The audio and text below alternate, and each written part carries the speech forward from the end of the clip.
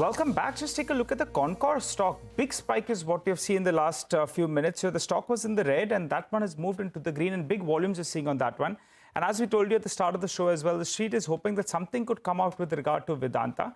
The hope has been for the last few weeks or so, but now it appears that the street believes that an announcement with regard to some kind of relief to the promoter entity, that Vedanta Resources, could be on the cards. So explain why that stock has moved up as well. We'll try to get you more on that. Well, Nimesh is joining us to fill us in with what's going on in terms of D-Street action. Nimesh. Hi, Nigel. A good recovery from intraday lows, but again, from a flow perspective, it's quite mixed. The volumes are on the higher side, but it's basically on both sides. There are buy sells. Equally, there are buys and there are sells as well. But I guess the leadership is clearly with the PSU stocks. The 5 stocks, the top 5 F&O gainers are all PSU stocks. And even outside the top 5 gainers, there is a lot of buying interest in the PSU bank names. So a lot of the PSU bank stocks have also recovered from the intraday lows and are at days high, largely on back of strong buying interest. So that explains the move in the PSU bank stocks today. Apart from that, I guess even in the broader market, the momentum continues. There is a lot of retail and HNI money chasing the mid-cap names. So that continues to outperform. But I guess the leadership is clearly with the PSUs, and that is one space which is outperforming in terms of flows as well. Nimesh, in terms of individual names, what's on the list? Well, so the first name on my list today is Mangalore Chemicals. That's been consolidating in a very narrow range. The city is now anticipating some sort of a corporate development very soon, so that is something to track in Mangalore Chemicals. The second name is HDFC Bank.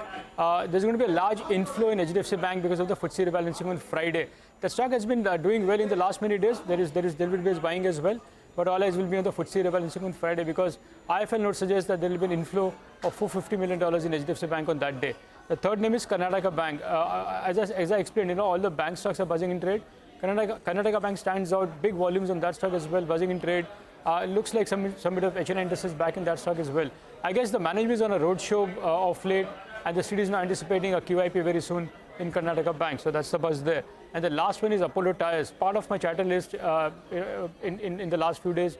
It's come again in the list today. The stock in a good days is under pressure, largely in anticipation of a large block deal. So remember, we highlighted that the PE investor Warburg is looking to sell a lot of its stake. So looks like a large block in Apollo is around the corner and can come very soon.